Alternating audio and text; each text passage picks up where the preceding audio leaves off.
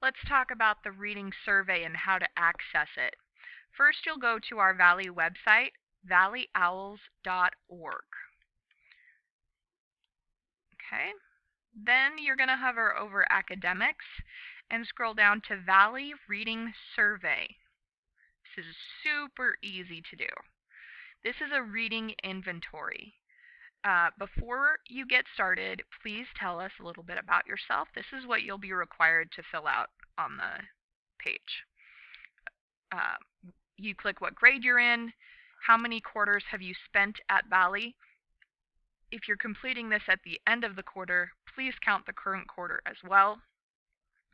Or, I just registered, but right now for the purpose of the portfolio, we are selecting one of these.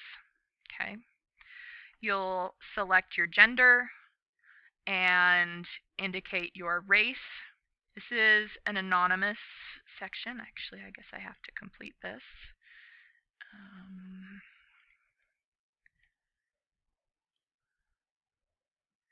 Then continue.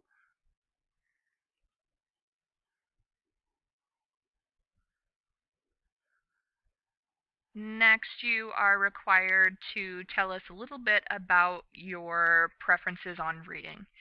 Please give yourself a rating for the following items. Please rank your attitude towards reading on the scale below. So here's your scale. I hate reading would be a 0. I love reading would be a 5. So you can select that, whichever one is applicable to you. Reading is difficult or easy for me on a scale of 0 to 5.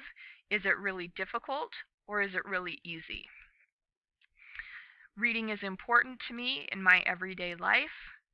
Is it not important at all or is it very important? How many library books do you borrow in a typical month? That can include the school library or a public library. For example, if you normally borrow 2 books a month from any library, choose 2 on the scale.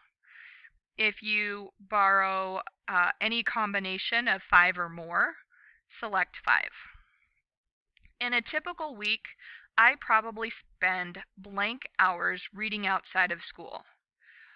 Reading sources to consider include books, magazines, newspapers, internet, texts, Facebook, Instagram, Snapchat, materials for work, but anything where you're reading. I probably spend how many hours reading outside of school? And you'll estimate that. Then you'll click continue. And then page 3. I preview the text to see what it's about before reading it. Your scale is never to always, so you can select that. I use what I already know, information and experiences, to help me understand what I read. If you don't think so, you'd be at a 0. And if you definitely do this every time you read, it's a 5. I can determine the author's main point, ideas, and themes as I read. If you can't do that, select 0. If you're really good at it, select 5. I have conversations with others about things I've read. That could be in the news or books that you read, anything that you find important and want to converse to others about.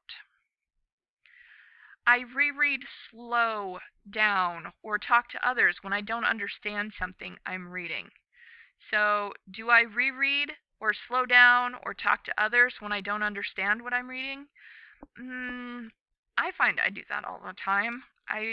Especially if I'm not really paying attention, I have to reread it over and over, and sometimes we find ourselves rereading over and over. And then, which of the following reading strategies do you use when you read? And you can mark all that apply.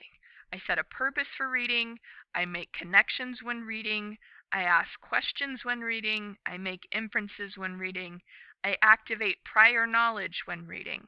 I determine importance of what I'm reading. I visualize as I read, and I make predictions. Once you're done, you'll submit, and you are complete.